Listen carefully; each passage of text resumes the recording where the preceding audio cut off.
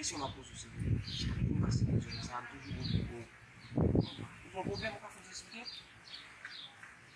Uma coisa já me disse que é só para fazer depois. Não vai te mudar com uma coisa que vai ser uma linha.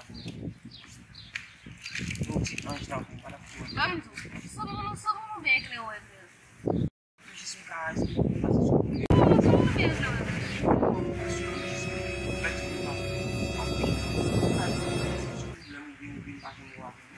Não tem mais coisa não, ele é muito